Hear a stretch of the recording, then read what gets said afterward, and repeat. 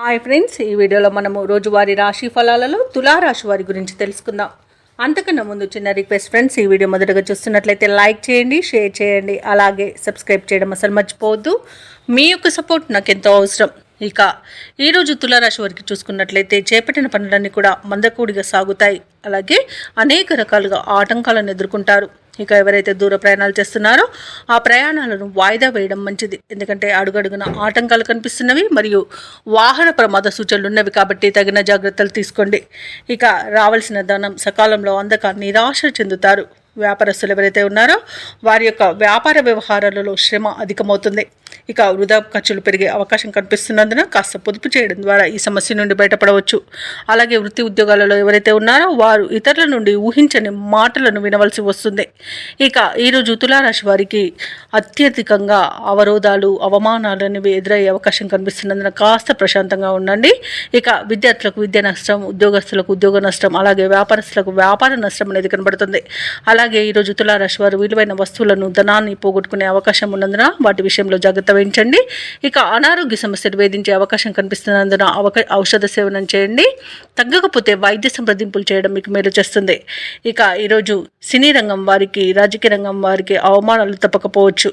ఇక ఈరోజు డబ్బుల విషయంలో జాగ్రత్తగా ఉండండి. ఇవ్వడం కానివ్వండి, తీసుకోవడం కానివ్వండి చేయవద్దు.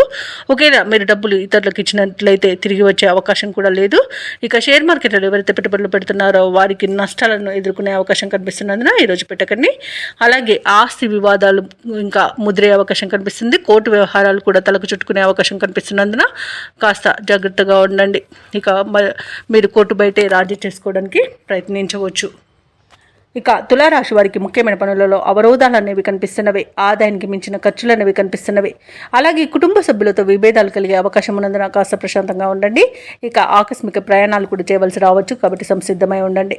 ఇక వ్యాపార వాణిజ్యవేత్తలు ఎవరైతే ఉన్నారో వారికి వ్యాపారాలలో వివాదాలు తలెత్తే అవకాశం కనిపిస్తుంది. ఇక ప్రభుత్వ ఉద్యోగస్తులకు అదనపు బాధ్యతలు అనేవి తలకెత్తుకునే అవకాశం కనిపిస్తున్నందున కాస్త సంయమనం పాటించండి. పారిశ్రామికవేత్తలకు, రాజకీయవేత్తలకు కొన్ని ఇబ్బందులు అనేవి తప్పకపోవచ్చు. చిత్ర పరిశ్రమ వారికి అవకాశాలు వచ్చినా చేజార్చుకునే అవకాశం కనిపిస్తుంది. విద్యార్థులకు విద్యా విషయంలో ఒడిదుడుకులు అనేవి తప్పకపోవచ్చు. ముఖ్యంగా మహిళలకు అనారోగ్య సమస్యలు తలెత్తే అవకాశం కనిపిస్తున్నందున ఔషధ సేవనం చేయండి. తగ్గకపోతే వైద్య సంప్రదింపులు చేయడం మీకు మేలు చేస్తుంది. ఇక ఈరోజు తులారాశి వారికి అదృష్ట రంగు నలుపు, ప్రతికూలమైన రంగు నీలం, అదృష్ట సంఖ్య 7. ఈరోజు తులారాశి వారు విష్ణు సహస్రనామాలు పారాయణం చేయడం, అలాగే దుర్గాదేవి అష్టోత్తర శతనామావళి పఠనం చేయడం వలన మంచి శుభ ఫలితాలను పొందుతారు. అలాగే పనులలో వచ్చే ఆటంకాలని తొలగించుకోగలుగుతారు.